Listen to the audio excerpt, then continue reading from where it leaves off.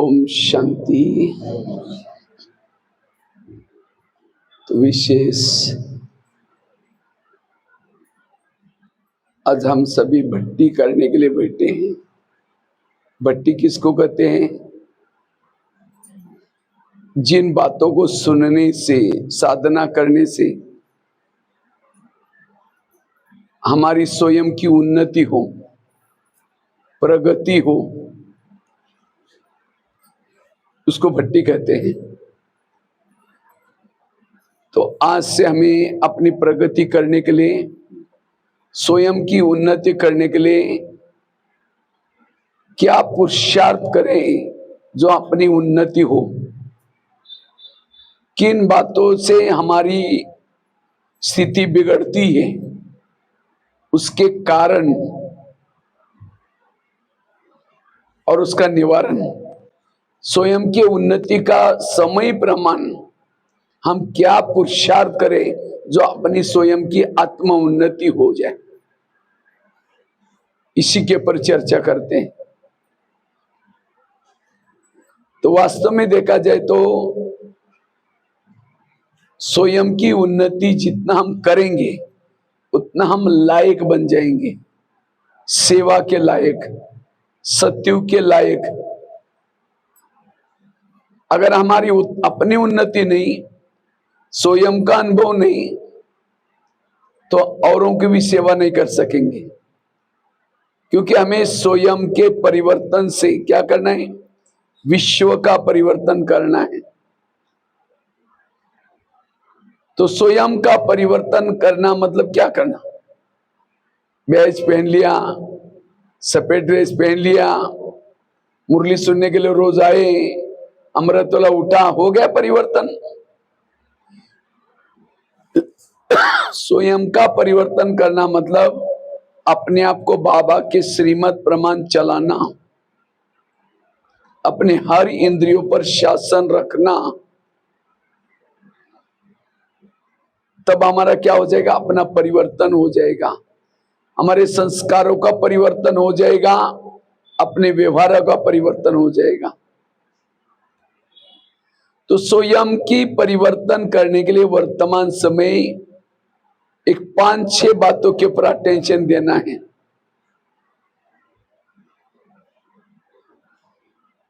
सबसे पहली बात है, अगर स्वयं की उन्नति करना चाहते हो, आत्मचिंतन करो, परमात्मा चिंतन करो, दूसरों का चिंतन मत करो, पर चिंतन ना करो, किसी के दोषों का वर्णन ना करो।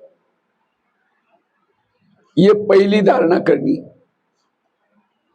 क्योंकि कभी कभी चलते चलते हम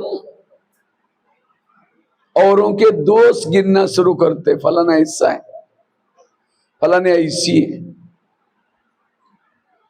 अब जब ये चिंतन करेंगे, जिसका चिंतन करेंगे उसके लिए नफरत आएगी, घृणा आएगी, उसको रिगार्ड दे नहीं सकेंगे, रिस्पेक्ट दे नहीं सकेंगे। और जब इन बातों का चिंतन करते, खुद तो करते हैं, औरों को भी बुला करके कहेंगे आपको पता है फलाना ऐसा है, सावधान रहना।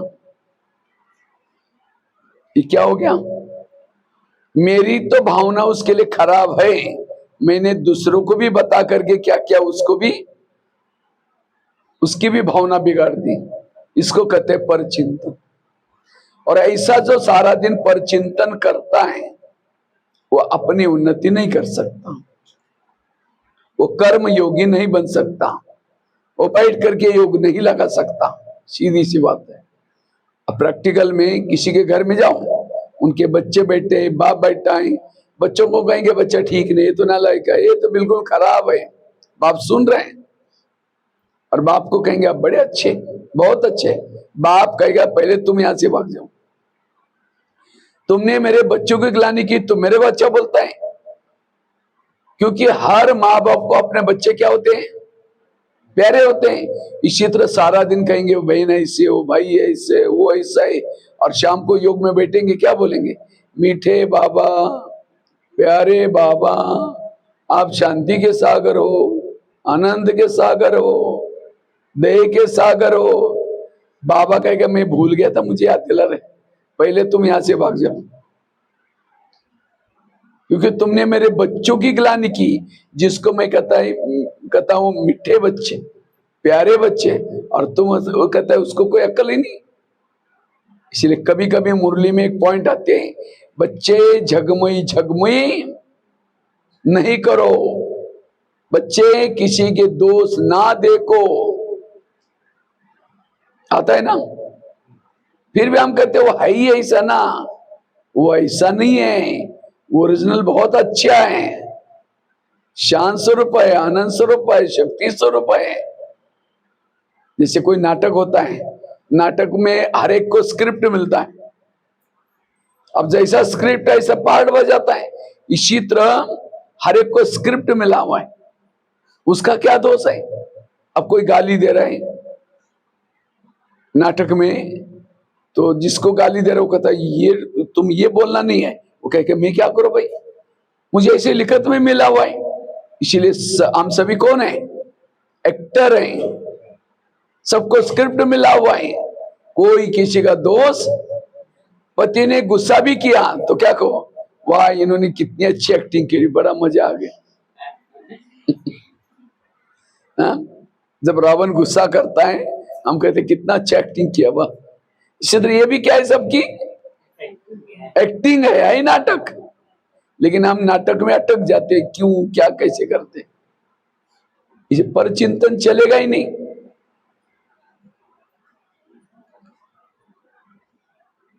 पर चिंतन करने से वायुमंडल खराब हो जाता है, पर चिंतन करने से ज्ञान की बातें, ज्ञान दिमाग से उड़ जाता है। सरस्वती किसके ऊपर बैठी है, हंस के ऊपर बैठती थी। हंस अर्थात अंदर बाहर सोच, ये बाबा का ज्ञान भी उसके दिमाग में बैठता है जो अंदर बाहर सोचे है। कई क्या करेंगे, पीछे से किसी की बुराई करेंगे, फलानी ऐसी है, ये ऐसी है, दो मिल करके अचानक वाई जिसका कर रहे पर चिंतन कर रहे थे, वो क्या फिर क्या कहेंगे, ओम शांति, अभी हम आपको याद कर रहे थे, मुख में राम बगल में छुरी।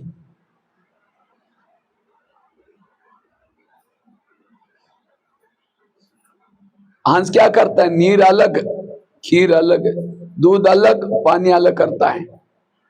जो ज्ञान में चलने के बाद दूसरे की अच्छाई देखते हैं वो है हंस। कई कहते हम उन्नति करते करना चाहते, आगे बढ़ना चाहते हैं, तो बाबा खिड़ कहता है ठीक है बच्चे, लेकिन उसके लिए पर चिंतन नहीं करना। एक शिष्य था, भगवान के पास गया, कहता है भगवान मैं जीवन में आगे बढ़ना चाहता हूं, मैं अपनी उन्नति करना चाहता हूं। भगवान ने कहा ठीक है, मैं तुम्हें वरदान देता हूं, साथ में 2 थैले देता हूं, एक थैले को तुम पीठ के पीछे रखना और दूसरे थैले को आगे रखना। और भगवान ने कहा जो पीठ के पीछे थैला है, तुम्हारे आस पास पड़ोस में जो भी लोग रहते हैं उस सभी के अंदर जो बुराई है, दुर्गुण है, उसकी चिटकियां पीछे वाले थैले में है। और आगे वाला जो थैला है तुम्हारे अंदर की खुद की बुराई है, तुम जिद्दी हो, किसी की नहीं मानते हो, जो जो तुम्हारी दोष है आगे वाले थैले में डाला है। लेकिन भगवान ने कहा दूसरे की बुराई को तो बांध करके पीछे रखना, देखना नहीं, सोचना नहीं, और तुम्हारे जो दोष है उस थैले को खुला रखना। जब तुमको फुर्सत मिलती है, टाइम मिलती है, चिटकी निकाल करके देखो कि मेरे अंदर दोष क्या क्या है और उसको परिवर्तन करना, छोड़ देना। बस तुम्हारी उन्नति होगी, आगे बढ़ोगे, शांति मिलेगी, तुम्हारी जो इच्छा है सब होगा। जाओ, थैले का ध्यान रखना। कहता है भगवान मैं ऐसा ही करूंगा जैसे आपने कहा। थैले लेके चल पड़ा। कुछ साल के बाद क्या करता है, वो पीछे का थैला आगे करता है, मतलब दूसरे की बुराई को क्या करता है आगे, और अपनी बुराई को क्या करता है, जैसे उसने थैले उल्टे के वरदान उल्टे हो गए। फिर भगवान के पास आता है, कहता है भगवान मुझे सुख मिला ही नहीं, मुझे शांति मिली ही नहीं। भगवान ने कहा अच्छा, मैंने तुमको थैले थे उसको कहाँ रखा? कहता भगवान कई बार मेरे से भूल हो गई, मैंने पीछे का थैला कभी आगे किया था। भगवान ने कहा यही तुम्हारे दुखों का कारण है, ये कहानी किसी और की नहीं, ये कहानी हमारी अपनी है। हम भी बाबा के पास आते हैं, यहाँ आते हैं किसी लिए, सुख के लिए, शांति के लिए, उन्नति करने के लिए। बाबा कहता है ठीक है बच्चे, मैं तुम्हें वरदान देता हूँ, तुम्हारी तरक्की हो जाए, आगे बढ़ जाए, लेकिन साथ में 2 थैले देता हूँ। कौन से? दूसरे की बुराई को पीछे रखना, मतलब वो बातों को देखते हुए भी नहीं देखना, क्योंकि उसका पार्ट है, उसका दोष नहीं है। और अपनी बुराई को कहाँ रखो? आगे। लेकिन हम बाहर चले जाते हैं, थैले को बदल देते हैं, दूसरे की बुराई को आगे करते हैं और अपने बुराई को, यही दुखों का कारण है। इसलिए आज से इस भट्टी से पक्का करके जाओ, मुझे किसी के दोष नहीं देखने, ना चिंतन करना है, ना मनन करना है। आज हमारे अंदर कितने दोष हैं, कितने हैं हमारे अंदर दोष? गुस्सा करते हैं, क्या क्या करते हैं। आप अपने दोस्त को गिनो। बाबा ने आपके दोस्त को देखा या अच्छाई को देखा? हाँ, अच्छाई को देखा ना। थोड़ा मिश्री भी रखना, मिश्री। हमारे अंदर 99 अवगुण है। क्या, कितने अवगुण है? 99। लेकिन बाबा ने अवगुणों को नहीं देखा, क्या देखा? गुणों को देखा। एक कोई विशेषता उसकी देखी, यहां लाया और क्या से क्या बना रहे। लेकिन हम क्या करते हैं, मक्खी होते हैं ना, मक्खी क्या करते हैं, जहां जख्म है वहीं बैठती। इतना अच्छा जिस्म है वहां नहीं बैठेगी मक्खी के। तो हम भी क्या करते हैं, इतना अच्छा व्यक्ति है लेकिन वो अच्छाई छोड़ करके बुराई को देख लेते हैं। कभी कभी हम आपस में ब्राह्मणों को भी बोलते, पता नहीं इसको कैसे अक्कल आई, ज्ञान में पता नहीं कैसे चलता है। अरे भगवान से होशियार तो नहीं है ना, भगवान ने इसको चुना है, मतलब कुछ है, जरूर है। उसको देखो जो भगवान ने उसके अंदर का देखा। इसलिए कभी भी किसी का परचिंतन नहीं करो। ये परचिंतन वर्तमान समय अपनी उन्नति करने नहीं देता। आकाश में थूकेंगे तो कहाँ आएगा? अपने मुंह पर आएगा। दूसरे का दोष देखने से घाटा आपका हो गया, समय चला गया, स्वास्थ्य चला गया। इसलिए पर चिंतन से बचना। कई कहते हम करते नहीं, लेकिन कोई आकर के सुनाता है तो क्या करें? क्यों सुनाता है? क्यों सुनाता है? हम सिर हिलाता, अच्छा और क्या हुआ, अच्छा और क्या हुआ। जब सिर हिलाएंगे तो सुनाने वालों को क्या हो जाएगा? इंटरेस्ट आएगा। जैसे कोई वॉमिटिंग करने के लिए आपके घर में आएगा, आप क्या करेंगे? उल्टी करने के लिए आएगा, कचरा लेके आएगा तो क्या कहेंगे? आपका बहुत धन्यवाद, जहां पूजा होते वहां कचरा डालो, बोलेंगे? भगाएंगे ना।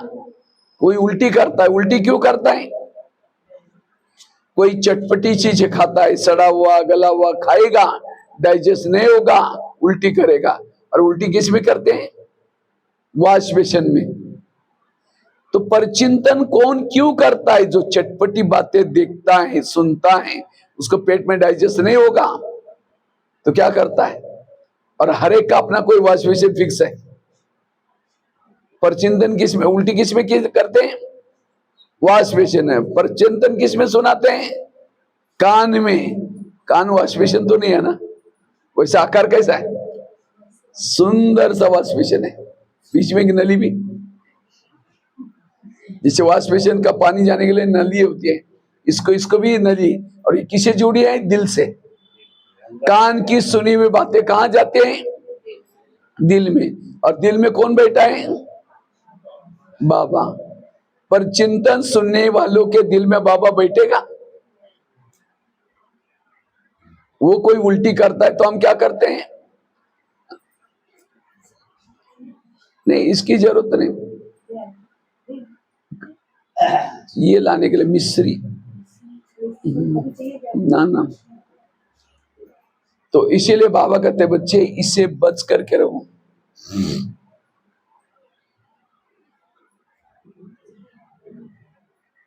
मैं ड्रामानुसार गुलजार दादी के साथ 10 साल रहे दिल्ली में। जानते हैं गुलजार दादी कौन थी? बाप दादा का रथ। तो हमें कभी कभी देखते थे दादी को कोई चलते चलते अगर कोई निगेटिव बातें सुनाता था, दादी सिर नहीं हिलाती थी। ऐसी बातें कोई सुनाता है ऊपर चली जाती थी। लेकिन हम क्या करते हैं, कोई सुनाता है तो और क्या हुआ, अच्छा और क्या हुआ, वो उठ के भी जा रहे हैं, क्या कहेंगे और क्या हुआ। इसलिए आज से अगर कोई ऐसी बातें सुनाता है, ना सुनना है ना किसी को सुनाना है, तब आपकी सो उन्नति होगी।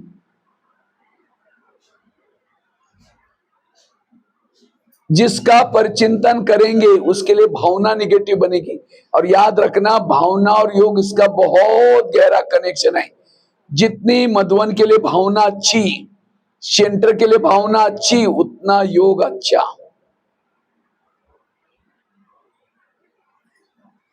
परिचिंतन करने वाला ज्ञान से निकल जाएगा। बाबा कहते मेरे अच्छे अच्छे बच्चे थे, ज्ञान योग करते थे, लेकिन आज वो है नहीं, चले गए। कहां गए? उन्होंने किसी के दोष देके, इसलिए क्या हो गए? आपको तो रहना है, जाना है, हाँ रहना है। अगर अंत तक रहना है, दोष नहीं देखना, बस इतनी धारणा पक्की करना। नहीं तो बाबा कहते मेरे अच्छे अच्छे बच्चे थे, वो आज ही नहीं, चले गए। कहां गए? उन्होंने किसी के दोष देके यहां से वो चले गए। घाटा किसका हुआ? एक सत्संग चलता था, बहुत सारे लोग आते थे। एक दिन शिष्य ने गुरुजी को कहा, गुरुजी मुझे एक वरदान चाहिए। तो गुरुजी ने कहा क्या वरदान चाहिए?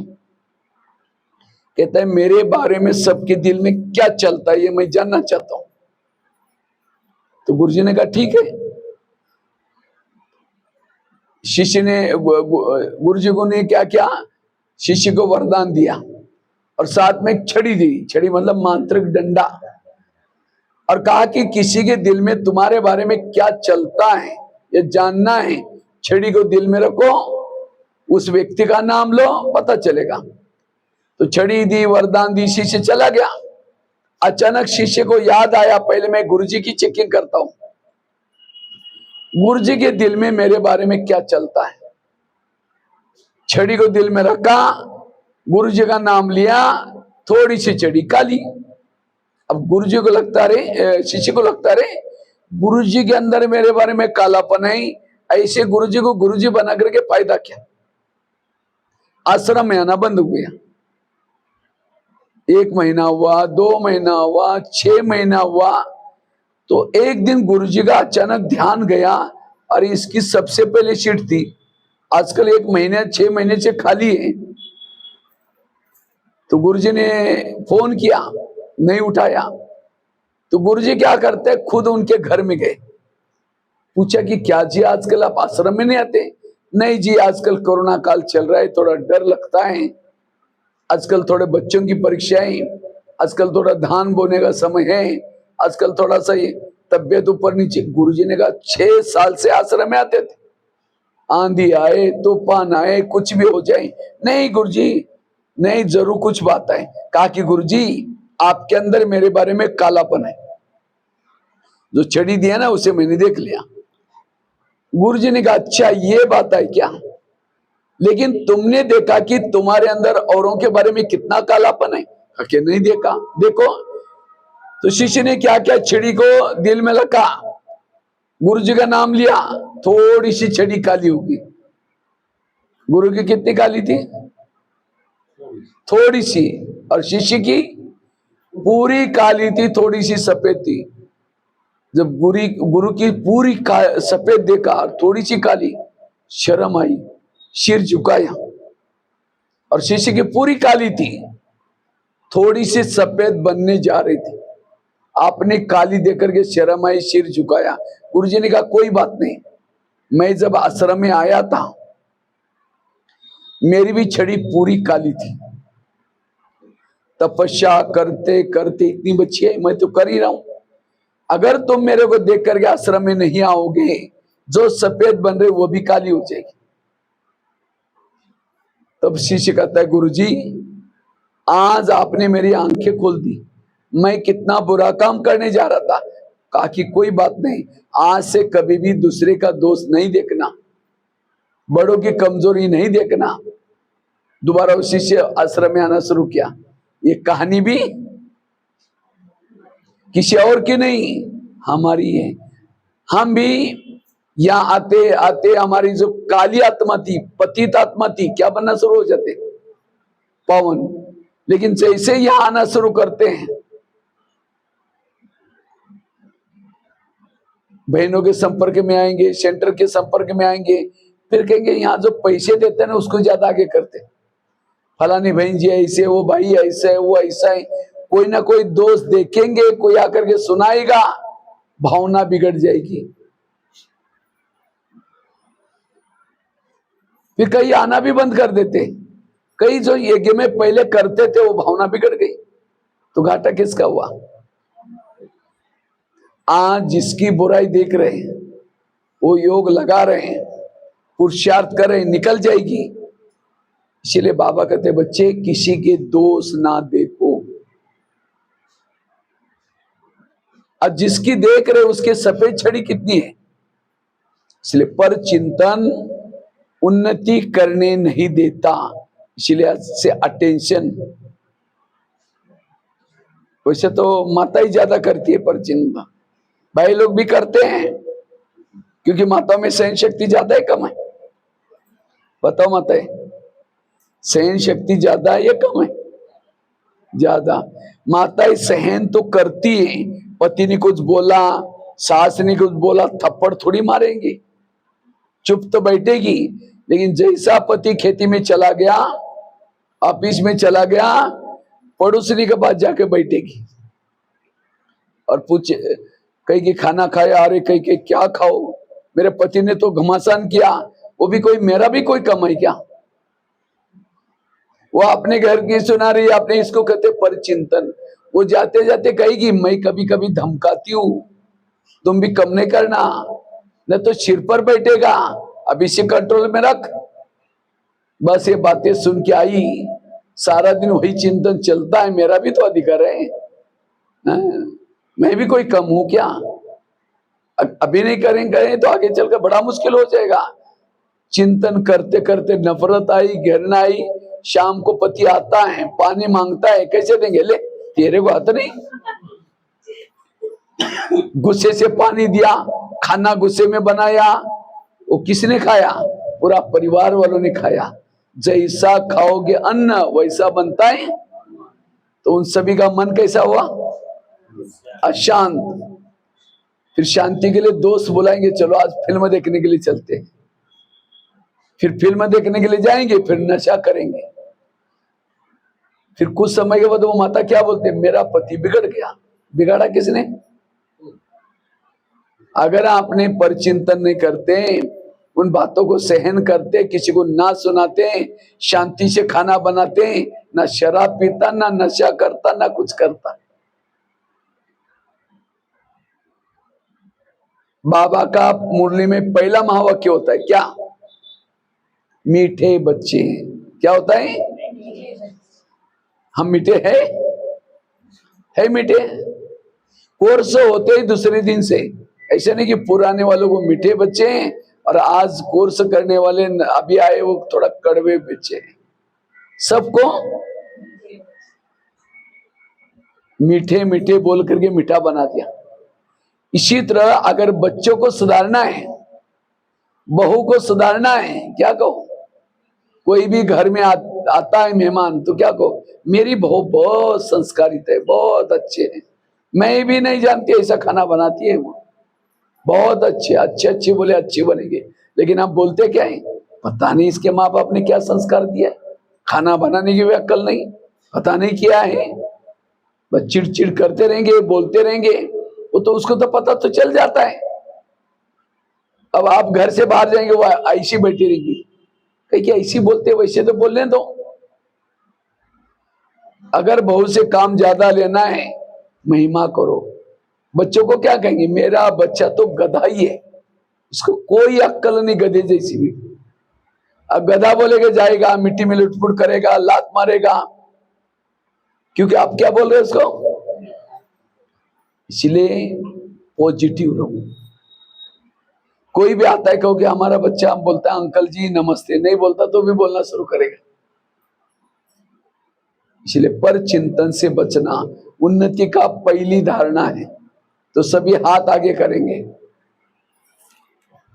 प्यारे बाबा, ये संगम युग चल रहा है, संगम युग के अनमोल समय चल रहे हैं।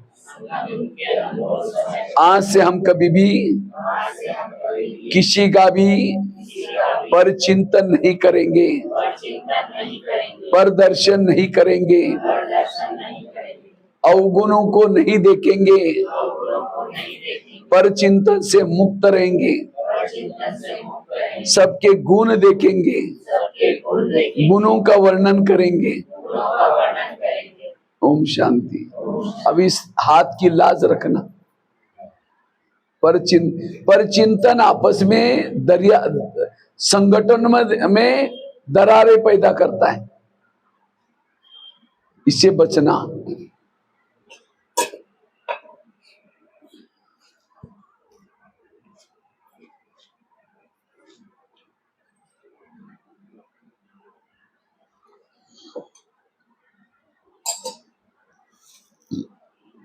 दूसरी धारणा, अगर आपने उन्नति करना चाहते हो, बाबा के श्रीमत का पालन करो।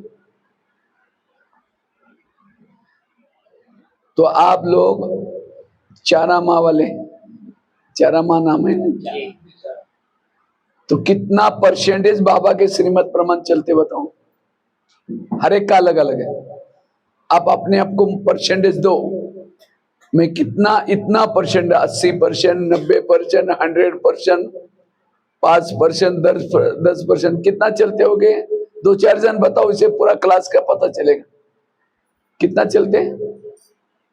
बताओ अपना अपना आज तक के अनुसार बताओ। मेरा तो 90%। 90%, बहुत अच्छा है। और बताए माताएं, हाँ श्रीमत तो पता है ना। मुरली रोज सुनना, अमृत वाला रोज करना, पवित्रता का पालन करना, शुद्ध भोजन खाना, यूनिफॉर्म, बैच, और भी बहुत सारे नियम है। तो इस अनुसार कितना आप मार्ग दे सकते हैं बताओ। माताएं कुछ बोल ही नहीं रही, हाँ कितना चलते होंगे। क्योंकि हमारे भविष्य के पद का आधार है संगम युग में, जितना बाबा के श्रीमत प्रमाण चले उतना आपको पद मिलेगा। और श्रीमत पर वही चलता है जिसका भगवान के ऊपर विश्वास है। वो क्या करेगा, श्रीमत प्रमाण चलेगा। जो श्रीमत प्रमाण चलता है, सारी दुनिया भी एक तरफ हो जाए, वो कभी भी नहीं छोड़ेगा ज्ञान युग को। यह दृढ़ विश्वासी। जो श्रीमत प्रमाण चलता है वो है पक्के बच्चे। जो मन मत, पर मत, जन मत, उस प्रमाण चलते वो है कच्चे बच्चे। तो आप लोग कौन से लिस्ट में हैं, कच्चे है पक्के है? कई तो बाबा के ज्ञान में क्यों चलते हैं, यहां जाने से मेरा बेटा नौकरी में लग जाएगा, मेरे पति की तबीयत ठीक हो जाएगी, इसीलिए कई लोग आते हैं। कई तो क्या करते हैं, मेरी पड़ोसनी जाते जरूर कुछ उसको मिलता है इसलिए मैं भी चलती हूँ। तो इसीलिए भी चलते हैं। यहां चलना है आत्म उन्नति करने के लिए। कई बार मैं बसों में, ट्रेनों में जब जाता हूं, कई हम लोगों को लोग मिलते, बैच दे करके कहते हैं अच्छा आप ओम शांति में जाते हैं, हम भी मानते हैं, हम भी चलते हैं। हमने कहा मुरली सुनते हैं? नहीं, मुरली तो कभी कभी। अमृतवेला उठते हैं? वो अमृतवेला क्या होता है? बाहर का भजन काय का मानते हैं? फिर दुनिया में कहते हैं हम गीता को मानते हैं, रामायण को मानते हैं। अरे रामायण को मानते हैं, गीता को मानते हैं, उस प्रमाण चलते हैं। गीता कहते हैं काम आशोत्र है, और तुम उसके बिना रहते हो ना, काय का मानते हैं? फिर उसको मानना अर्थात उस प्रमाण चलना। इसलिए बाबा के श्रीमत प्रमाण चलना, और उससे ही परिवर्तन आएगा। नहीं तो वही दुनिया के मनमत प्रमाण कैसे परिवर्तन आएगा? परिवर्तन का आधार है ईश्वरीय नियम और मर्यादा। जैसे किसी को खांसी है, डॉक्टर के पास जाता है, डॉक्टर क्या देता है? दवाई। और दवाई देकर के और क्या करता है? कुछ परहेज बताते हैं, देखो खट्टी चीजें मत खाना, दही वगैरह इमली नहीं खाना, और ये दवाई खाना। और पेशेंट क्या कर रहे हैं? दवाई भी खा रहे हैं, दही भी खा रहे हैं। क्या हो जाएगा? खांसी ठीक होगी? इसी तरह हमें भी बीमारियां लगी, कौन सी? काम की, क्रोध की, लोभ की, लालच की। इन बीमारी से बचने के लिए बाबा रोज ज्ञान के टैबलेट्स देता है। मुरली क्या है? ज्ञान की टैबलेट्स। और साथ में कहता है बच्चे ये परहेज करना। श्रीमत क्या है? परहेज। लेकिन हम श्रीमत प्रमाण नहीं चल रहे हैं, परहेज नहीं कर रहे हैं, दवाई भी ले रहे हैं। क्या होगा? कोई परहेज, बीमारी खत्म ही नहीं होगी। फिर कई कहते हैं हम ज्ञान में तो चलते हैं, लेकिन मेरे संस्कार तो बदलते नहीं। क्यों नहीं बदलते हैं? क्योंकि परहेज नहीं कर रहे हैं। और यहां तो कोई ज्यादा परहेज थोड़ी है।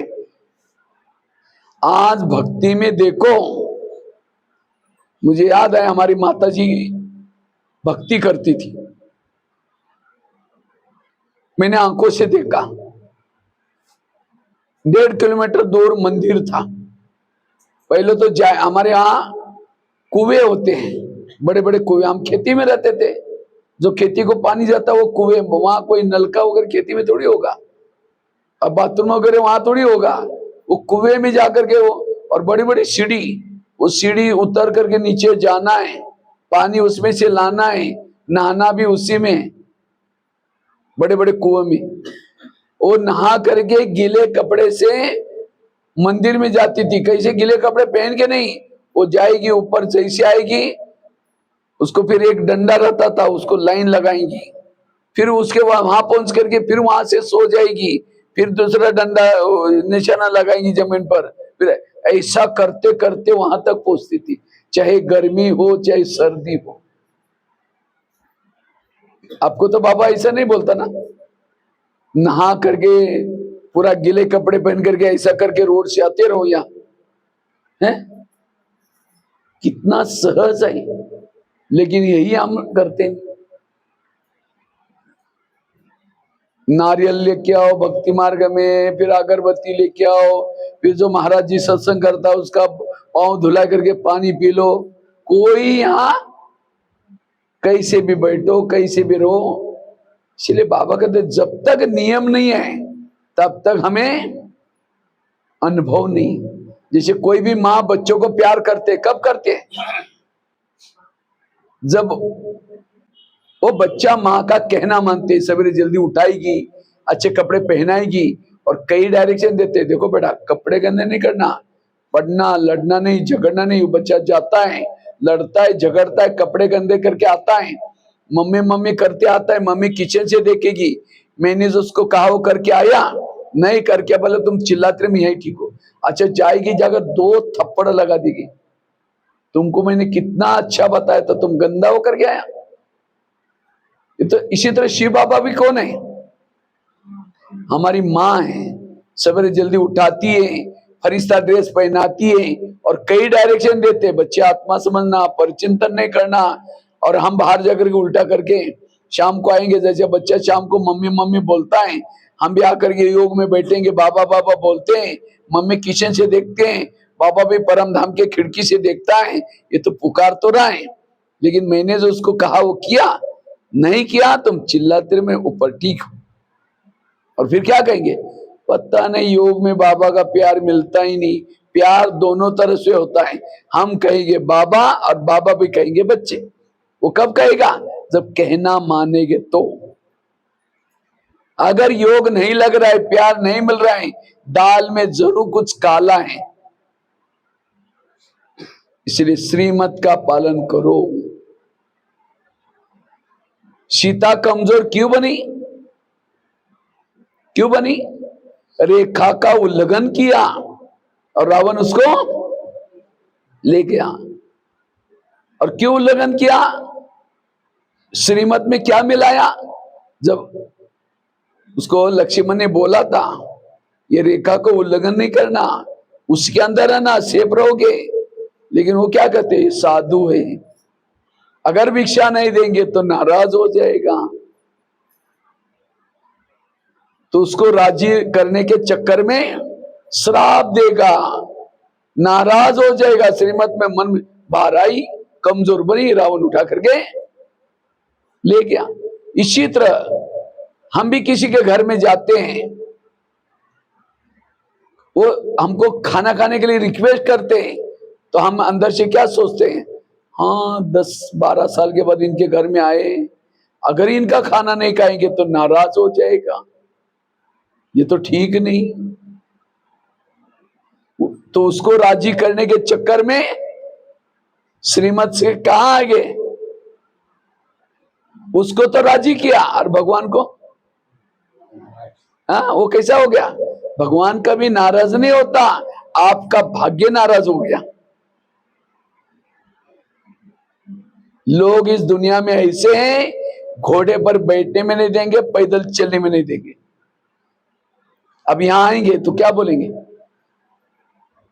अरे क्या ये ओम शांति भी जाते हैं, सफेद ड्रेस पहनते हैं, बैज बिल्ला कौन सा बिल्ला लगाया है, बाहर का खाना नहीं खाते, ये कोई लाइफ है क्या, ना पे कोई फैशन करते हैं। अरे खाओ पियो मौज करो, दुनिया में आए, ठीक है, कल से क्या करो, यहाँ आना बंद करो, एक सिगरेट लो, बाल खुले करके पैंट पहन करके गली में घूमो, तो क्या बोलेंगे, अरे श्रावण महीना चल रहा है, कोई पूजा पाठ करो, ये कौन सा अवतार करके आया। अरे भाई वो भी कर रहे थे तब भी बोल रहे थे, अब ये कर रहे तो भी बोल रहे हैं। इसीलिए कहते हैं सुनो सबकी करो, मन की नहीं श्रीमत की। फटाफट मन की बता दी, हाँ? मन की करते करते कहां पहुंचे। इसलिए श्रीमत का पालन करो। बाबा कहते हैं माया मेरी बेटी है और तुम मेरे कौन हो, बच्चे हो। माया और हमारे रिश्ता क्या हो गया फिर, भाई बहन। कोई भी बहन भाई को थप्पड़ मारते कब, जब वो भाई बाप का कहना नहीं मानता तो बहन थप्पड़ मारते हैं। इसी तरह माया बहन हमको थप्पड़ कब मारते हैं, जब हम बाप का कहना नहीं मानेंगे। इसलिए आज इस भट्टी से जैसे ये परचिंतन की प्रतिज्ञा की, तो ये भी प्रतिज्ञा करो, आज से मुझे श्रीमत प्रमाण चलना है, चाहे कुछ भी हो जाए। और श्रीमत भी कई क्या समझते हैं, अमृत वाला उठ लिया, मुरली सुन ली, बाहर का भोजन नहीं खाया, अमृत वाला उठे, लेकिन उठ करके झुटका लगाते हो क्या, आधे मार का कट उठे। मुरली सुनी, आधा घंटा पहले योग नहीं किया, आधे मार का फिर भी कट हो गए। मुरली सुनी, सारा दिन उस मुरली प्रमाण चले नहीं तो भी मार का कट हो गए। बाहर का भोजन नहीं खाया, खुद बनाया था, लेकिन बातें करते हुए परचिंतन करते हुए खाया तो भी मार का कट हो गए। ये है ज्ञान की गहराई।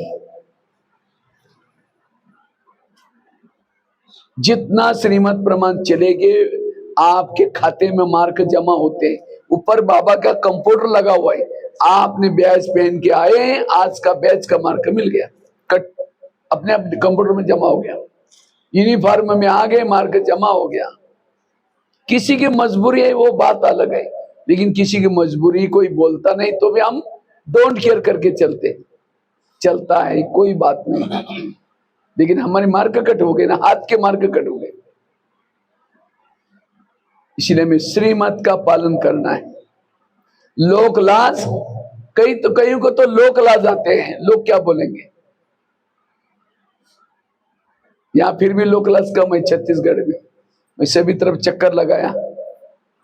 हम राजस्थान में रहते हैं। राजस्थान में जब माता क्लास में आकर के बैठती है ना, तो घूंघट लेकर के बैठेगी, पूरा चेहरा ढका हुआ रहता है।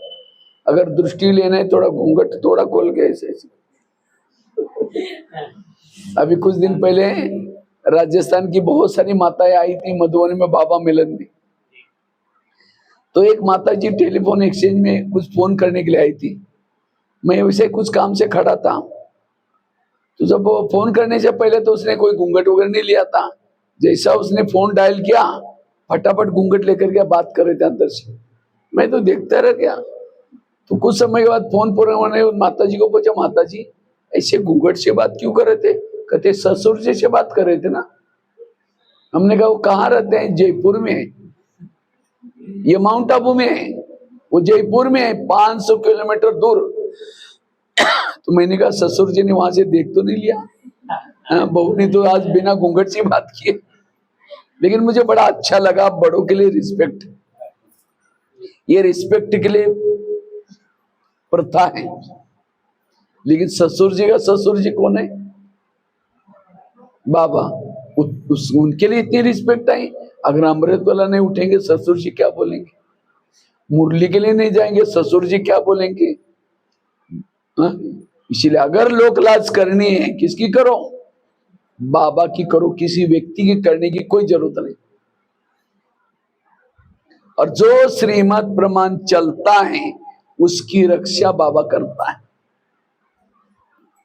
जो मनमत प्रमाण चलता है उसकी रक्षा बाबा नहीं करेगा। भले ओम शांति में आओ, यहाँ सुनो, ये करते रहो, अगर मुरली के कहने प्रमाण नहीं चल रहे आपको, आप रक्षा नहीं करेगा। अभी आ रहे हैं ना रक्षा बंधन। तो रक्षा बंधन तब हमारी रक्षा होगी जब उसका कहना मानेंगे। तो उन्नति का आधार है श्रीमत। दो बातें बताई। तीसरी बात है, अगर इस भट्टी से हमें अपनी उन्नति करना चाहते हैं, उसके लिए अपने संकल्प सदा पॉजिटिव रखो, संकल्प सदा सकारात्मक रखो, आपकी उन्नति होगी। आप दिन प्रतिदिन आगे बढ़ते जाएंगे। क्योंकि कभी कभी आजकल मुरलियों में बाबा कहते बच्चे समय कम है, थोड़ा तीव्र पुरुषार्थ करो। तो तीव्र पुरुषार्थ मतलब क्या, रात भर जाकर के योग लगाना, मौनी बाबा बन करके बैठना, किसी से बातें ना करना, यही तीव्र पुरुषार्थ। कोई व्यक्ति दौड़ा फिर वापिस आया, फिर दौड़ा फिर वापिस आया, फिर दौड़ा फिर वापिस आया, कहां जाएगा, कहां जाएगा। जहां से निकला वही की वही है। इसी तरह मैंने डट करके 2-3 घंटे योग लगाया और सारा दिन निगेटिव सोचा, फिर योग लगाया, फिर निगेटिव सोचा, जहां की वही है। वो योग का कोई घड़ा भर दिया, थोड़ा सा छेद है, सारा पानी निकल जाएगा। इसलिए संकल्प को चुप रखो, मन चुप। क्योंकि जिसका मन चुप है वो भ्रुकुटी आसन पर बैठता है, आत्मानुभव करता है। जिसका मन चुप है वो शांति का, सुख का, आनंद का, सहन शक्ति का अनुभव करता है। एक शिष्य था, गुरुजी के पास गया, कहता है गुरुजी मैं बहुत भक्ति करता हूं, पठन पाठन सब कुछ करता हूं, पूजा पाठ करता हूं, लेकिन मुझे कुछ अनुभव नहीं हो रहे, ना आत्मा अनुभव, ना परमात्मा अनुभव, ना शांति सुख का अनुभव। क्या भगवान मेरे से रूठ गए। तो गुरुजी हंसने लगे। कहता है बात तो सही है, 3-4 दिन पहले मैं बगीचे में बैठा था, तो वहां 5-6 युवा आए थे, उनको प्यास लगी थी। तो गुरुजी ने कहा सामने कुआं है, वहां बाल्टी है, रस्सा है, जाकर पी के आ जाओ। तो 5-6 युवा वहां चले गए, उन्होंने बाल्टी को रस्से से बांधा, कुएं में छोड़ा, पानी खींचा, पानी नहीं मिला। दोबारा बाल्टी डाली, फिर पानी खींचा, नहीं मिला। 10 बार बाल्टी डालते रहे, पानी खींचते रहे, पानी नहीं मिला, छोड़ के चले गए। कुआं था, बाल्टी थी, रस्सा था, तो भी प्यासे गए। क्यों? बाल्टी को छेद थी। वो बाल्टी कैसी थी? छेद। तब गुरुजी ने कहा इसीलिए तुम्हें अनुभव नहीं हो रहा है। वो तो कुएं के पास गए थे, आप कहाँ है? कहाँ है? सागर के पास। आपके पास बाल्टी भी है, मन भी है ना? सबके पास मन, बुद्धि रूपी रस्सा भी है। मेहनत भी करते हो, सेंटर पर आते हो, अमृत वाले उठते हो, मुरली सुनते हो, लेकिन अगर मन रूपी बाल्टी को छेद है, ना आत्मा अनुभव ना परमात्मा अनुभव का। इसलिए अपने मन के छेद को बंद कर लो, व्यर्थ सोचना बंद कर लो। जिसके मन में व्यर्थ विचार है, जैसे आकाश के चंद्रमा को पानी में देखना है, तो पानी कैसा चाहिए? स्थिर चाहिए। परम धाम के परमात्मा को मन में देखना है, तो हमारा मन कैसा चाहिए? स्थिर चाहिए। मन में कोई हलचल नहीं, नो क्वेश्चन, नो करेक्शन, ना कोटेशन, नो अपोजिशन, मन चुप। और जिसका मन चुप है उसको शांति का, सुख का, अशरीरी का, विधेय स्थिति का, फरिश्ता स्थिति का अनुभव होगा। सो उन्नति होगी, वो लाइट माइट रहेगा।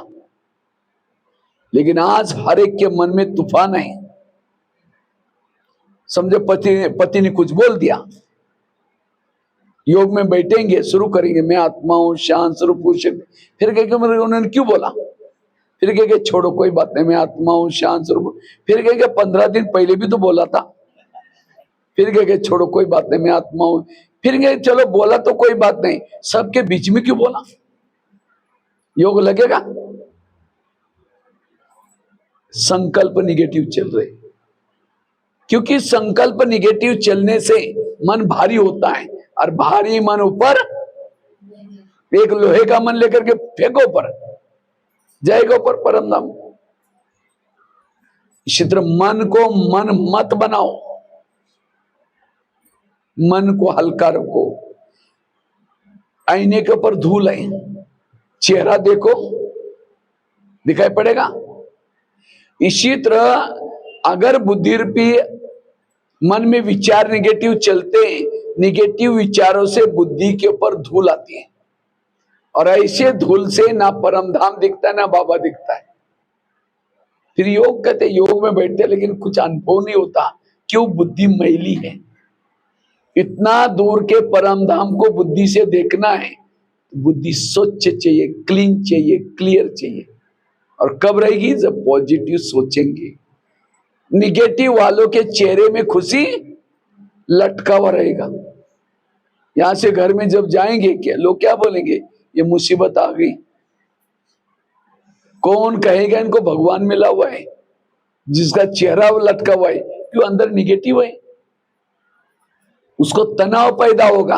ये तनाव, तनाव शब्द क्या है? तनाव आजकल छोटे बच्चे भी कहते हैं मुझे बहुत टेंशन है, तनाव है। तनाव क्या है? मन में प्रमाण से ज्यादा दिमाग में विचार चलते हैं, उसको कहते हैं तनाव। तनाव को इंग्लिश में टेंशन। टेन मतलब 10, सन मतलब बच्चे, टेंशन मतलब 10 बच्चे। अब किसी के 10-12 बच्चे हैं, माँ बाप शांति से बैठेंगे, कहे पापा जी मुझे कपड़े चाहिए।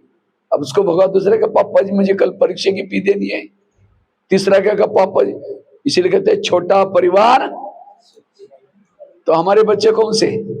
अनेक संकल्प, विकल्प, इच्छाएं पैदा करेंगे, योग में बैठेंगे, वही बच्चे आपको हिलाते रहेंगे पापा जी। अब एक को भगाओ तो विचारों को दूसरा आएगा पापा जी। योग कहां लगेगा? न कर्मयोग न बैठ कर योग। इसलिए संकल्पों को पॉजिटिव चला दो। इस खिड़की को भी खोलना थोड़ा। कोई भाई अगर आप थोड़ा खड़ा रहेंगे ना, ये यहाँ खड़े रहो, वो खोल देंगे। आप यहाँ ये खड़ा, धीरे से, हाँ इसको पीछे करो एकदम। हाँ बस बस ठीक। इसलिए संकल्पों को कैसे चलाना है? पॉजिटिव। जिसके संकल्प ज्यादा चलते हैं उसका दिमाग ठंडा होगा या गर्म होगा? गर्म। और जिसका दिमाग गर्म होता है, दिमाग में केमिकल उतरते, बीमारी होती है। इसीलिए कहते हैं ना, जिसका पाव गरम, पेट नरम, दिमाग ठंडा, उस घर में कोई डॉक्टर है उसको मार दो डंडा। पाव को कैसे रखो? गरम, पेट को, दिमाग को। लेकिन आजकल उल्टा होता है, पांव रहते ठंडे और दिमाग रहता है गरम। कहीं भी जाना है, स्कूटी में जाएंगे, रिक्शा में जाएंगे, अब पैदल चलेंगे तो लोग कहेंगे ये तो गरीब है। दूसरों को दिखाने के लिए हम वॉकिंग नहीं करेंगे।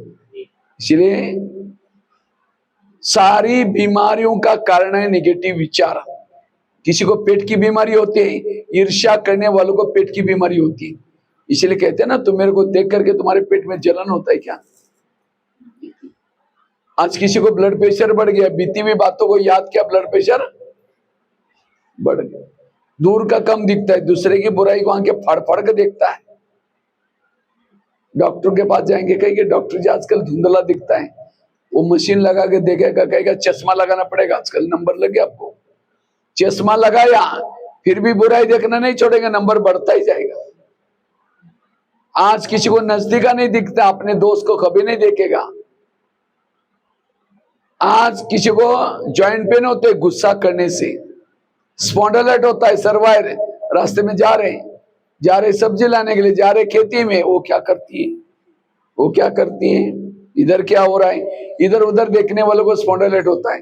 फिर डॉक्टर को कहेंगे डॉक्टर जी आजकल मेरे गले में पता नहीं क्या हो रहा है, 15 दिन से थोड़ा अकड़न जैसे लग रहे हैं। डॉक्टर चेक करता कहता आपको स्पॉन्डिलाइट हुआ है, और इसका इलाज एक बड़ा सा पट्टा लगाता है। कहता है इसको 1 महीना 6 महीना तक क्या करना, बांध कर रखना। तो 6 महीना ना इधर देखेंगे ना इधर देखेंगे, सीधा देखते चलना पड़ेगा, ठीक हो जाएगा। अगर पहले सीधा देखो तो पट्टा लगाना नहीं पड़ता। तो ये बीमारी होती क्यों? निगेटिव से। इसलिए सारे ज्ञान का सारा है पॉजिटिव बनो। पॉजिटिव वाला सुखी है, निगेटिव वाला दुखी है। पॉजिटिव वाला रात को सोया है, उसकी उन्नति चल रही, रास्ते में चल रहा है, उन्नति हो रही, खाना बना रहा है, कर्म कर रहा है, उन्नति हो रहा है। ये है उन्नति। उन्नति का आधार है संकल्प पॉजिटिव। जिसके संकल्प पॉजिटिव, उसके चारों तरफ से गुण और शक्तियां रहेगी, सहन शक्ति, धैर्यता, सत्यता। और जिसका चिंतन निगेटिव है, उसके आसपास में आसुरी अवगुण और आसुरी शक्तियां होगी।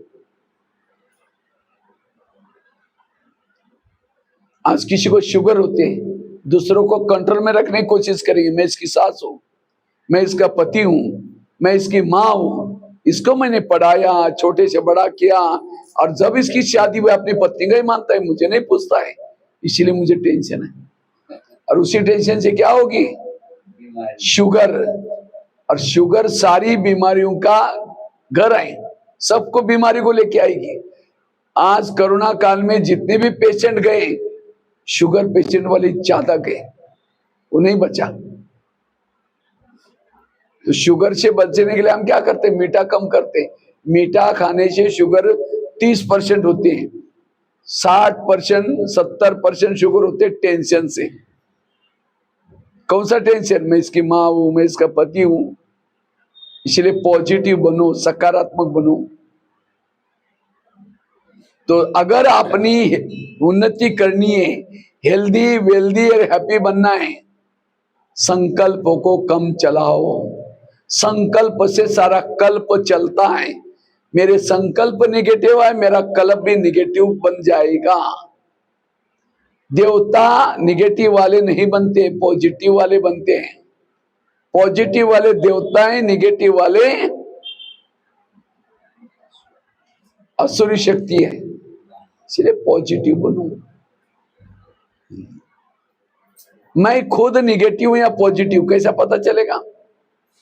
आजकल किसी को ब्रेन हेमरेज भी होता है, एक नई बीमारी निकली है। हमारे ब्रेन में बालों से भी महीन नसें होती हैं, उस नसों से खून बहता है। लेकिन जब व्यक्ति कारणे अकारणे ज्यादा सोचता है, उस नसों से तेजी से खून बहना शुरू हो जाता है और वो नसें फट जाती है। इसको कहते हैं ब्रेन हेमरेज। उसका कोई इलाज नहीं। निगेटिव वाला जेल के चक्कर काटता है, पुलिस स्टेशन की चक्कर काटता है, हॉस्पिटल के चक्कर काटता है, कोर्ट कचहरी की चक्कर काटता है, उसका जेब खाली तो खाली। ये सारी जगह जेब काटने वाली जगह है। इन जगह से बच करके रहो और उसके लिए पॉजिटिव बनो। पॉजिटिव का स्रोत है ईश्वरीय महावाक्य मुरली। सारा दिन मुरली का चिंतन करूं तो मैं पॉजिटिव है या निगेटिव कैसा पता चलेगा? हाँ, सामने से कोई आ रहे हैं, उसको देखते आप रास्ता काट रहे हैं, आप निगेटिव हैं।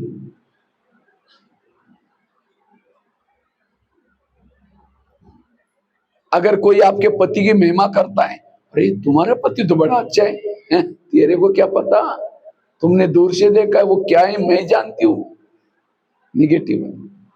कोई सास की महिमा कर रहा है, तुम्हारे सास तो बड़ी अच्छी है, अरे वो क्या है बुढ़िया मैं जानती हूँ, तुमने तो दूर से देखा है। इसलिए पॉजिटिव बनो। अगर अपनी आत्म उन्नति करना चाहते हो, योग लगाना चाहते हो, गुणों को धारण करना चाहते हो, पॉजिटिव बनना। पॉजिटिव बनना उन्नति का सबसे महत्व का पॉइंट है। और भी क्या निगेटिव चलता है? मैं इसकी सास हूं, मैंने इसको पढ़ाया लिखाया, या कई कहेंगे ये मेरी बहू ऐसी क्यों करती है, या कई बहू क्या समझे, कोई बहू है सास उसको तंग करे, उसको क्या हो जाएगा? निगेटिव विचार चलेंगे। मैं इतना काम करती हूँ तो भी ये बुढ़िया मेरे पीछे पड़ी रहती है, सोचेगी, औरों को सुनाएगी, टेंशन। अगर बहू का और सास का पिछला जन्म दिखाई जाए तो आज जो बहू है पिछले जन्म इसकी सास थी, और जो सास है वो कौन थी? बहू थी। इसीलिए कहते हैं ना सास भी कभी बहू थी। अगर अपने आप को पॉजिटिव बनाना चाहते हो, कर्म गति को समझो। आपके घर के जितने भी लोग हैं, कोई आपको देने के लिए, कोई आपसे, और जिन्होंने इस लेने देने को समझा उसको कभी भी निगेटिव विचार नहीं चलेंगे। किसी ने गाली दी, क्या समझो, अच्छा इनका भी बहुत दिन का बाकी था, पूरा हो गया, संकल्प नहीं चलेगा और दुआ ही निकलेगी। वर्तमान के आपके जीवन के प्रॉब्लम आपके ही कोई कर्मों का परिणाम है, कोई किसी का दोष। ताली कभी एक हाथ से नहीं तो कई कहते हैं मैं कभी रास्ते में गई नहीं, अरे भाई इस जन्म में नहीं गए थे, कभी तो गए थे, इसीलिए तुम्हारी सास बनी, इसीलिए तुम्हारे पड़ोस में आई। इस कर्म सिद्धांत को पहचानो। लोगों से नहीं डरो, भगवान से कभी ना डरो। किसे डरो? अपने गलत कर्मों से जरूर डरो। 63 जन्मों के विकर्म विनाश करने के लिए योग बल चाहिए। इस जन्म के विकर्मों को कम करने के लिए जितना बाबा को सुनाएंगे कम हो जाएंगे। ब्राह्मण बन करके जो कुछ करते हैं उसको ना योग से चुक्त होगा, उसकी सजा मिलेगी। इसलिए अब हमें नए कोई विकर्म नहीं करने, इसलिए पॉजिटिव बनूं। दूसरी बात है, अगर पॉजिटिव बनना है, एक तो कर्म गति को याद रखना, दूसरी बात है जो हुआ अच्छा हुआ, जो हो रहा अच्छा, जो होगा वो भी मेरे जीवन की हर घटना में कल्याण है।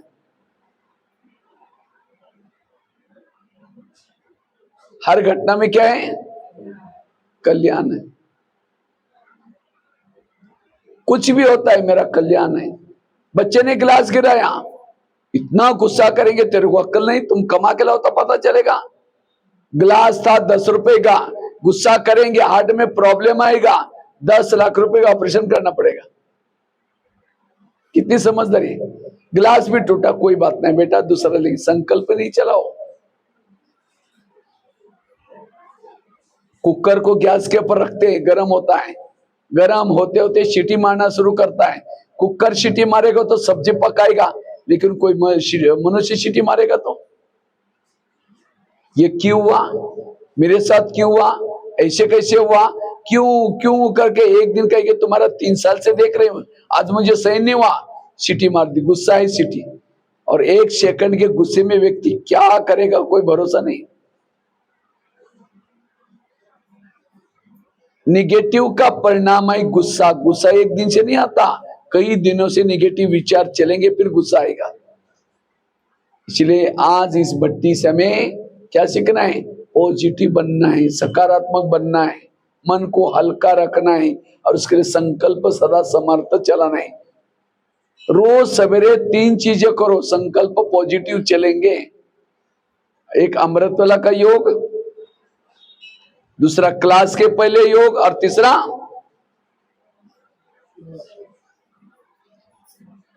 रोज मुरली सेंटर पर आकर के सुनो। जो ये 3 चीजें करेगा सो अपनी उन्नति कर पाता है। पहली पॉइंट कौन सी सुनाई थी? पर चिंतन से बचना, सो उन्नति कर पाएंगे। सो उन्नति का क्लास चल रहा है। दूसरी कौन सी बताई? श्रीमत का पालन। तीसरा बताया संकल्प को पॉजिटिव रखना। ये चौथी पॉइंट है।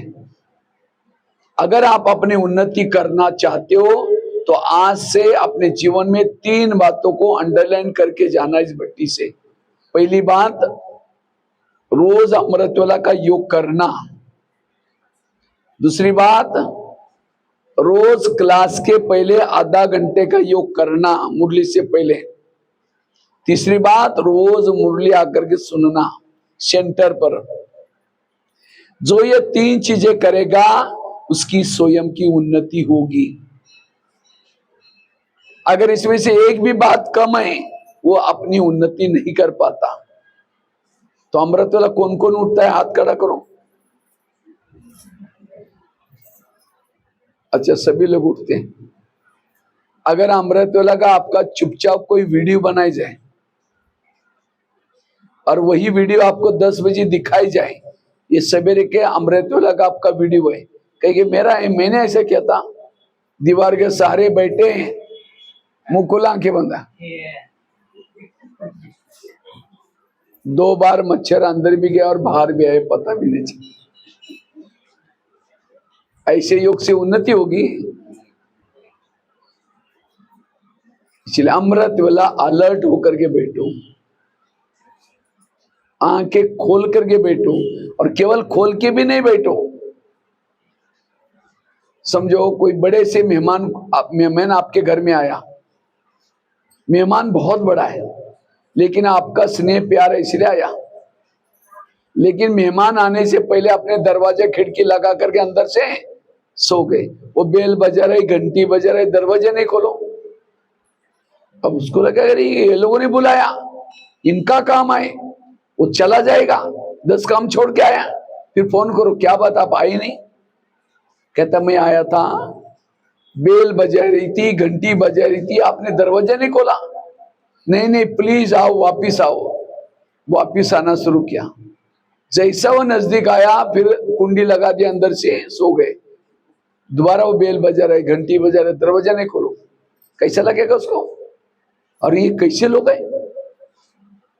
इनका काम था मैं 10 काम छोड़ के आया, 2 बार आया, फिर फोन करो, चला जाएगा वो, फिर तीसरी बार फोन करो, क्या बोलेगा? दोबारा कभी नहीं आऊंगा। मैं 2 बार आया, आप अंदर ही है और दरवाजे बंद किया है।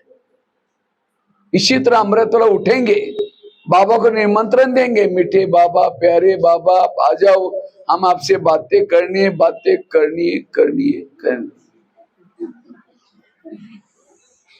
अब उसको तो निमंत्रण दिया, दरवाजे खिड़की, तेरे द्वार खड़ा भगवान, भगत भरले जोली भगत, तो ओम शांति हो गया। और गया भी नहीं, अगर जाते तो 4 लोग उठा के लेके जाते, अंदर ही बैठा है। इसलिए आंखें खोल करके बैठना, और केवल खोल के भी नहीं, कोई मेहमान घर में बैठा है उसके चेहरे की तरफ देखते रहो,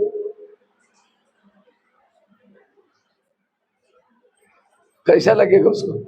अरे बातें करो।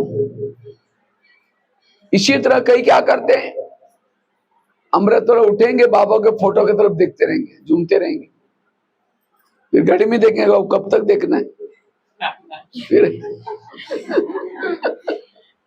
अब कोई घर में मेहमान आया है, उसके चेहरे की तरफ देखो, घड़ी की तरफ देखो, उनको लगे ये इधर क्यों देख रहे, शायद मैं आने के कारण बोर हो गए, इनको कहीं जाना होगा, वो टाइम देख रहे अपना।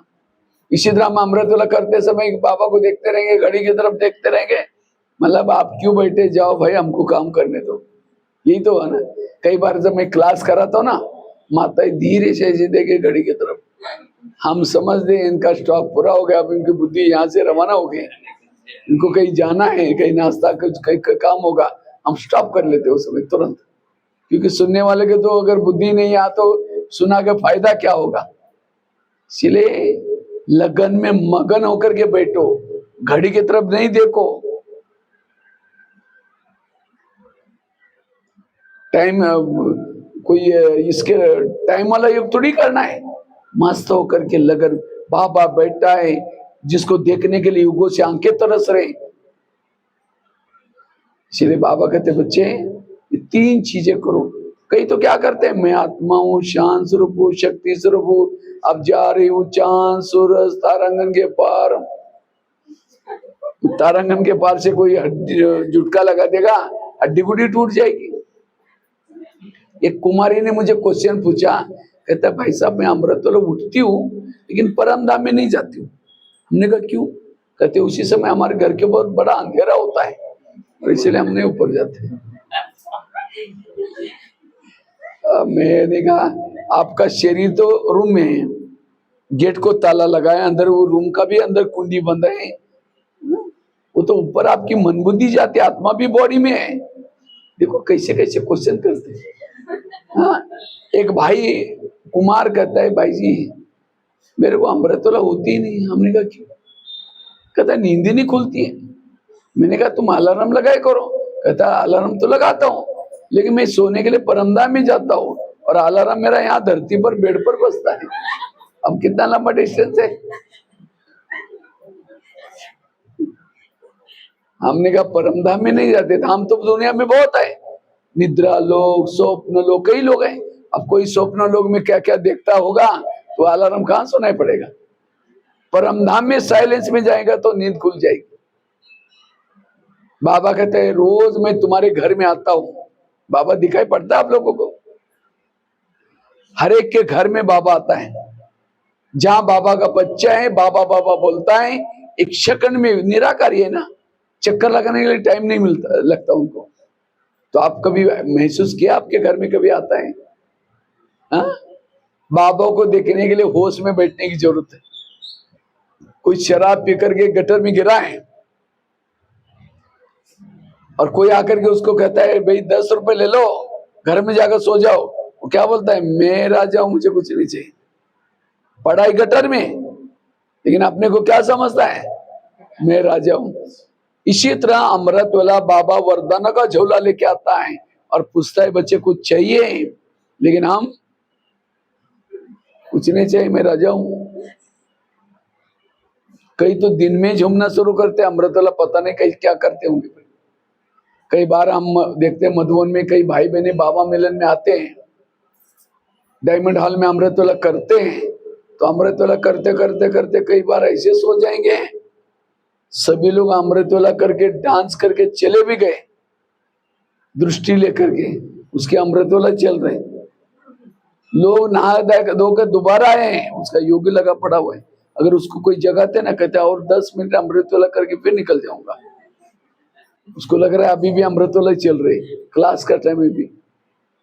ये है बेहोश स्थिति। ट्रेन जा रहे रात को 2 बजे और चाय वाला चाय चाय चाय करके झुटका लगाता है। उसको पता है कि अभी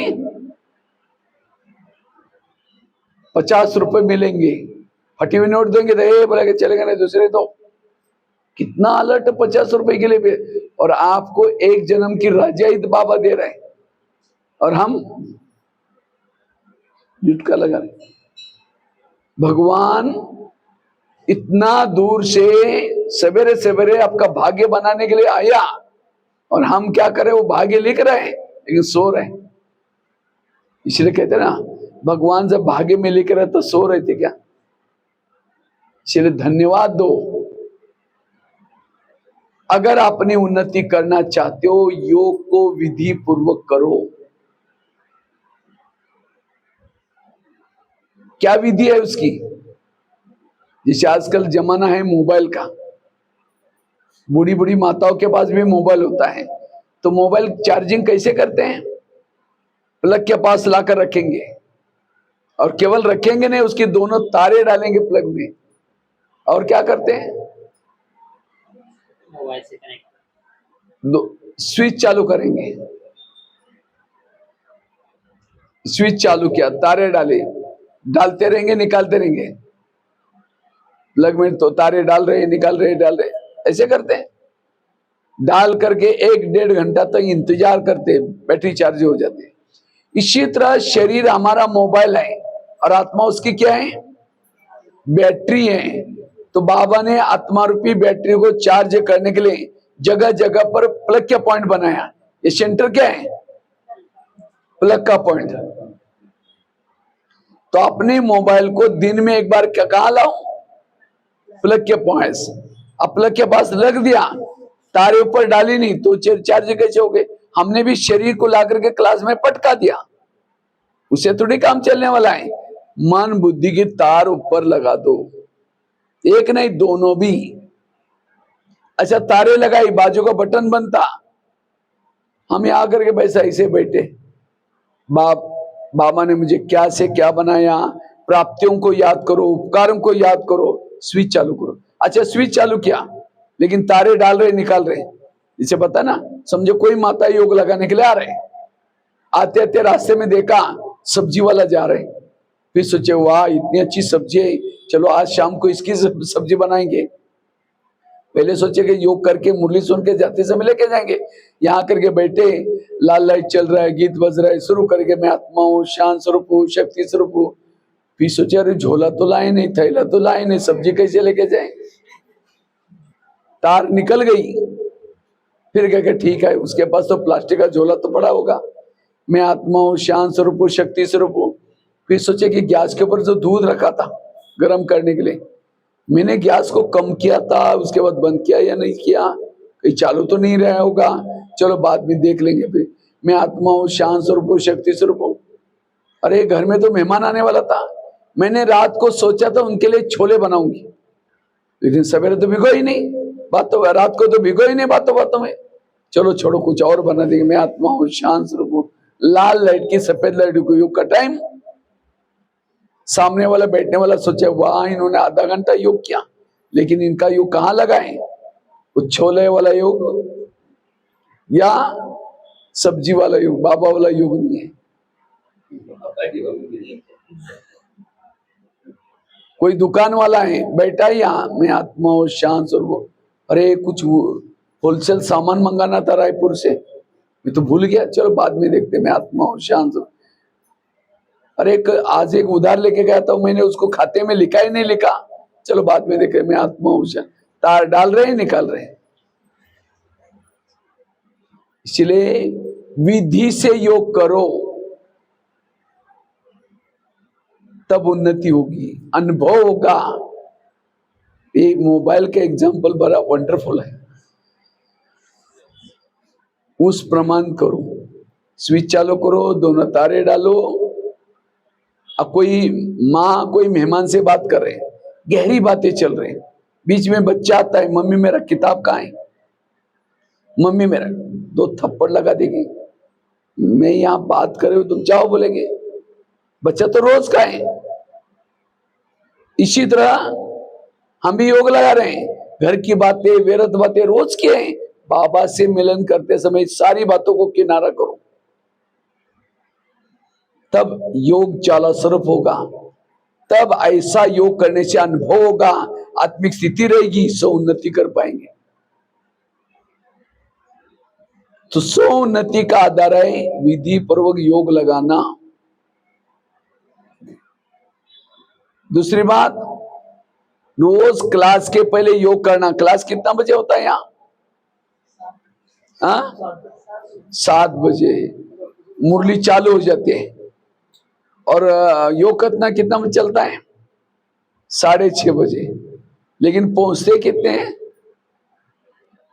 एक आएगा 6:30, दूसरा आएगा 6:45, तीसरा आएगा 7 बजे, उसके बाद 7:15 बजे भी आएगा, कोई 7:30 भी आएगा।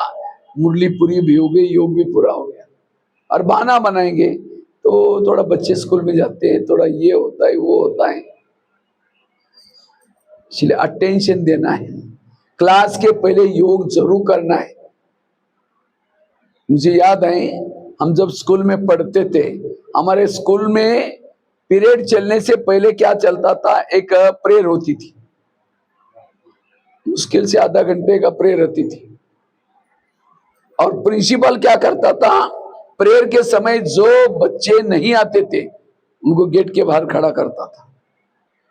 जैसे प्रेयर चालू हो गई गेट बंद। उसके बाद जो आते थे इतनी पिटाई होती थी उनकी, दोबारा कभी प्रेयर मिस नहीं करता था। और कोई देखता भी था वो भी मिस नहीं करता था। लेकिन हमारा प्रिंसिपल थोड़ा सा चक्कर लगाता है, देखता अभी तो 6:45 बजे तो भी घर से नहीं निकला, यहां तो पिटाई नहीं करेगा। धर्मराजपुरी में एक एक दिन याद दिलाएगा, तुम उस समय लेट आ रहे थे। ये कोई साधारण संस्था नहीं है, प्रिंस प्रिंसेस की संस्था है। इसलिए हमें अटेंशन देना है, अटेंशन से पढ़ाई पढ़नी है, उन्नति होगी। अगर हम क्लास के पहले योग नहीं करेंगे, मुरली सुनेंगे, कैसा उन्नति होगी, कैसे परिवर्तन होगा? वो धृतराष्ट्र बन जाता है। धृतराष्ट्र कैसा था? कैसा था? अंधा। धृतराष्ट्र मतलब कोई आंखों की अंधा की बात नहीं बोल रहा हूं मैं, पता है कि गलत है, पता है कि नहीं करना चाहिए तो भी कर रहा है। क्यों? ताकत नहीं है, योग की ताकत नहीं है। इसलिए क्लास के पहले हर एक को योग करना है। संगठन का योग कितना कब मिलता है हमको? हाँ, क्लास के पहले मिलता है ना, वही मिस करेंगे तो बाकी कब करेंगे? इसलिए रोज कल से कितना बजे आएंगे? हाँ, 6:30 बजे। 7 बजे पहुंच जाते हैं। हाँ, वो हम समझ रहे हैं, हर जगह पर यही हालत होती जा रही है। इसलिए अगर 7 बजे आना चाहते सभी, तो 7 से 7:30 क्या करो, योग करो। और 7:30 से 8:15 से पहले भी आपकी छुट्टी हो जाएगी। सीधी सीधी मुरली पढ़ो, मुरली करो, कोई ज्यादा टाइम नहीं है। आज ज्ञान की जरूरत नहीं, आज योग की जरूरत है। इसीलिए हमें आधा घंटा सबको कंपल्सरी संगठन में योग करना है। धान बोते आप लोग खेती में बोते ना, अभी बोए हैं कि सभी ने? क्या रुके सूखी खेती में बोए थे? हल चलाया, पानी डाला, जमीन को तैयार किया, जुताई की, उसके बाद बोया। इसी तरह ज्ञान का बीज दिमाग में डालना है, पहले उसको हल चलाओ, योग करके सुनो, तब धारणा में आएगा। यह है उन्नति के लिए धारणा, अमृतवेला की धारणा, योग की धारणा। हम क्लास के पहले योग की धारणा। और तीसरी धारणा है रोज की मुरली सुननी है। कहा? आजकल कईयों को ऑनलाइन की माया लगी। बहनें पूछेगी सुनी मुरली? हाँ बहन जी, बड़ी अच्छी, हमने तो ऑनलाइन से सुनी, आज बड़ी अच्छी मुरली थी, मधुबन की सुनी, आज बहुत अच्छी थी, कोई बॉम्बे की बहन सुनाती थी, आपकी एब्सेंटी ऊपर लग गई, याद रखना। भले आपने मुरली सुनी लेकिन तो भी एब्सेंटी रह गई। क्यों? आप क्लास में नहीं आए थे। वो बॉम्बे की बहन जी आपको सतयुग में जाने के लिए कहेंगे नहीं बाबा को, बाबा ये बहनें आपको यहाँ की बहन जी कहेंगे बाबा ये कभी नहीं आते थे यहाँ क्लास में, यहाँ हाजिरी लग रहे। मजबूरी थी, बात अलग था, लेकिन अभी कहाँ सुनना है? सेंटर पर, संगठन में। बाबा कभी कभी कहते थे मेरे अच्छे अच्छे बच्चे थे, ब्राह्मणों का झाड़ कभी हिलेगा। मैं कभी सोचता था ब्राह्मणों का झाड़ कैसा हिलेगा? अचानक कोरोना काल आ गया, प्रॉब्लम आ गई, कहीं बाहर भी नहीं निकल सकते थे, फिर भी बहनों की कमाल। कभी कंप्यूटर देखा नहीं था, ऑनलाइन क्या देखा नहीं था, तो भी उन्होंने सीख करके, क्योंकि मुरली ब्राह्मणों के आत्माओं का भोजन है, भोजन ही बंद कर दिया माया ने, तो भी बहनों ने ऑनलाइन में दिया। और कईयों को वही आदत लगी, अभी चालू हो गया तो भी वही करते रहते, क्योंकि खाना बना रहे, पोछा लगा रहे, मुरली सुन रहे। कई कहते हमारा तो पैसा बच गया, पहले हमको रिक्शा में जाना पड़ता था, ये करना पड़ता था। आजकल के बच्चे कितना दूर पढ़ने के लिए जाते हैं, हाँ, बसों से। कोई अच्छी स्कूल है तो 10 स्कूल छोड़ करके भी वहां जाएंगे, बसों में जाएंगे, क्योंकि वहां पढ़ाई अच्छी पढ़ाते हैं। फिर वो पढ़ाई पढ़ने से नौकरी अच्छी लगेगी, पैसा मिलेगा। इसी तरह यहाँ आएंगे, पढ़ाई पढ़ेंगे, योग लगाएंगे, सतयुग में कितना बड़ा महल मिलेगा, कितना बड़ा पद मिलेगा, कितनी प्राप्ति है। इसलिए रिक्शा का खर्चा किया तो मतलब ये नहीं मानो, बुरा नहीं मानो, लेकिन आपको मिलने वाला कितना है। अगर खर्चा करेंगे बाबा के पास आने के लिए तो बाबा उसको देगा आपको कहीं ना कहीं से। अगर कंजूस से करेंगे तो नहीं मिलने वाला। इसलिए मैं रोज आकर के पढ़ाई जरूर पढ़नी है। जैसे बच्चे ट्यूशन लगाते हैं, भले वो आप टीवी का, मोबाइल का भी सुनो, कब? यहाँ आकर के मुरली सुन के जाओ, उसके बाद सुनो। बच्चे स्कूल में जाते हैं, फिर जब भी सवेरे शाम का टाइम मिलता है ट्यूशन भी लगाते हैं। और कौन सा ट्यूशन लगाते हैं? जो सब्जेक्ट कच्चा है उसका लगाते हैं। इसी तरह आपको भी वही मुरली सुननी, क्लासेस सुनना है जो आपकी प्रॉब्लम है। और वो भी जो भी सामने आता है क्लास नहीं सुनो। आजकल कई कई तो उल्टी मत देने वाले भी घुसे हैं उसके अंदर, मुश्किल से ज्ञान मिला है, कहीं फंस जाएंगे। इसीलिए मधुबन में जो क्लासेस चलते हैं, महारथियों के जो क्लासेस, वही सुनो। तो वो भी कई भाई बहने चले गए और जा भी रहे हैं। इसीलिए बाबा कहते हैं अटेंशन रखो।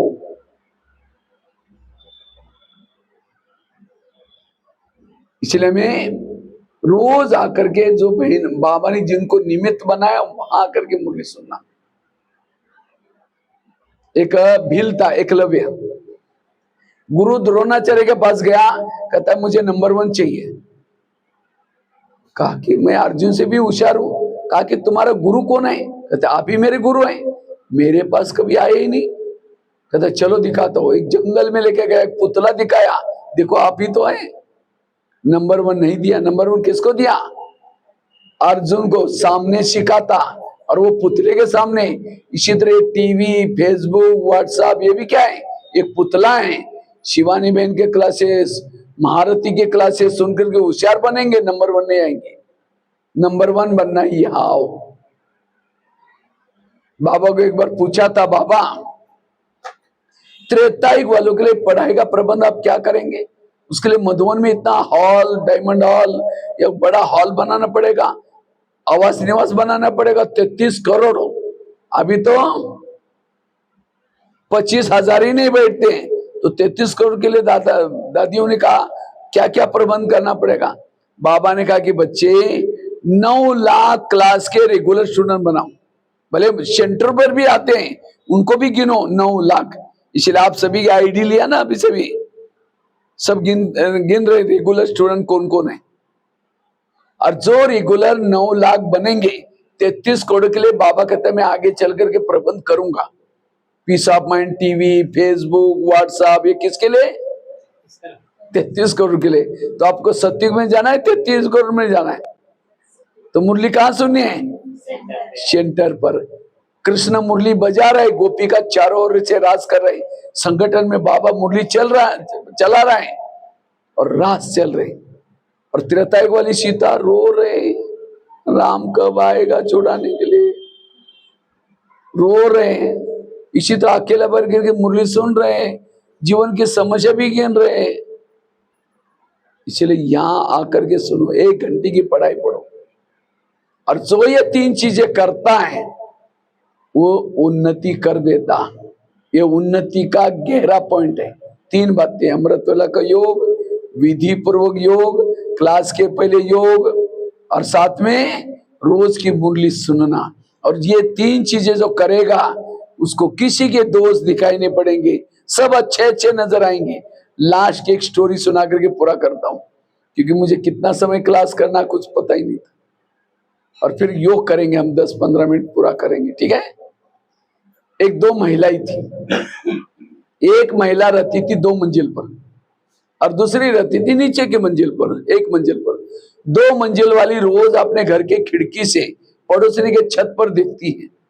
तो छत पर वो कपड़े सुखाते हैं, उसके कपड़े देख करके पति को बुलाती है, कहते इसको कोई अक्ल नहीं, कितने गंदे कपड़े, कितने मैले कपड़े, जाओ पूछ के आओ वो क्या साबुन लगाते हैं, क्या सर्फ लगाते हैं। पति कुछ नहीं बोलता, रोज बुला करके कहते जाओ पूछ के आओ। एक दिन जब उसने वहां से देखा तो पड़ोसी के कपड़े अच्छे दिखने लगे, फिर पति को बुलाया, कहते आज इसको कैसे अक्ल आ गई, कितना अच्छा धुला के, जाओ पूछ के आओ। पति धीरे से मुस्कुराता और कहता है आज सवेरे सवेरे मैंने अपने घर के खिड़की के कांच साफ किए। समझ में आया? ताली नहीं बजी। वो रोज अच्छी कपड़े धुलाई करती थी, लेकिन उनको गंदे क्यों देखते थे? खिड़कियां गंदी थी। इसी तरह जिसे सेंटर पर नहीं आएंगे, मुरली नहीं सुनेंगे, योग नहीं लगाएंगे, बुद्धि कैसी होगी? हाँ, निगेटिव। और उसी से जिसको देखेंगे सब गलत नजर आएगी। इसलिए रोज खिड़की को क्या करो? तो कौन कौन साफ करता है? हाथ खड़ा करो। खिड़कियां भाइयों को लगता है हम तो करते नहीं, भाई तो हाथ ही नहीं। घर की खिड़की नहीं भाई जी। कईयों को लगता है हम तो हमारे युगल करते हैं, हम तो कभी करते नहीं। मैं अभी नेपाल में गया था, 3 दिन मैंने वहां भट्टी थी मेरी। पहले दिन मैंने यही बात सुनाई, दूसरे दिन 2-4 माता आई नहीं क्लास में, तीसरे दिन आई। बहनों ने कहा अरे कल इतनी अच्छी भट्टी कहाँ क्यों नहीं आए थे? कहा कि परसों भैया ने कहा ना खिड़कियां साफ करो, कल सारा दिन हम खिड़कियां साफ करने में लगे थे, इसलिए नहीं आए। मैंने कोई घर की खिड़की थोड़ी बोली थी। कभी कभी हम ज्ञान को क्या करते हैं, कोई पति पत्नी ज्ञान में चल रहे हैं, पत्नी पति को कहते हैं भाई जी चलो जल्दी क्लास में, नहीं तो मुरली पूरी हो जाएगी। अगर यही बात कोई पड़ोसी सुनेंगे तो अरे ये तो अपने पति को भाई जी बोलते हैं। कभी जाकर उनको सुना, कहो कि आप ज्ञान में चलो, थोड़ा आओ ना, भगवान आए, कहते हमको टाइम ही नहीं है। टाइम में आने की इच्छा है, उसी दिन की बात सुन ली थी, तब से बुद्धि में डाला इनके ज्ञान में चलेंगे, अपने पति को भी भाई जी बनाना पड़ेगा। ये क्या होगी? डिसर्विस होगी। बाबा थोड़ी कहा था कि पति को भाई जी बोलो, कई सास बेटे को भी भाई जी बोले। उसके पीछे का भाव है भाई की दृष्टि रखो, बोलने में जो बोलता है वही बोलो।